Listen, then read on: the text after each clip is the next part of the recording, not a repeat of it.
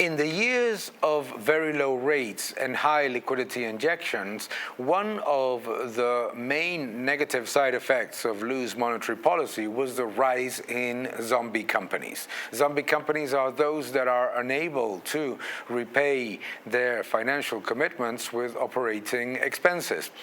Zombie companies are a problem because they generate significant negative impacts on the economy. To start with, obviously, the misalignment of capital and misallocation of capital, which is in itself one of the big problems of loose monetary policy, is that you cannot basically avoid the reality of malinvestment.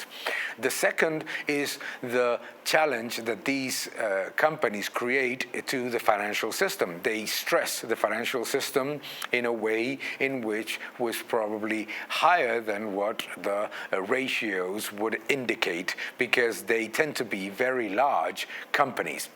Second, in that same category, what we have to understand is that the impact of stressing the financial sector by taking more credit crowds out credit for better companies with higher productivity and with better prospects of creating employment. And the third point is employment.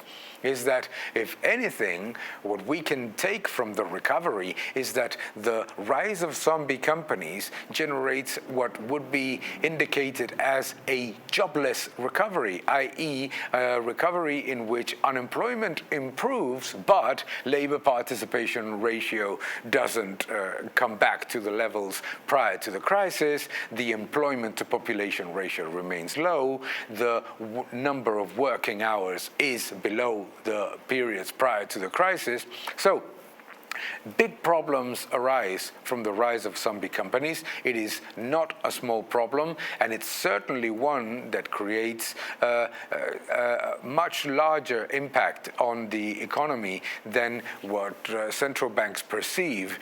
And the main reason is because most of what we deem as zombie companies tend to be companies with high capitalization, companies that are large, so-called national champions, even very so-called strategic sectors. Careful with that word, strategic.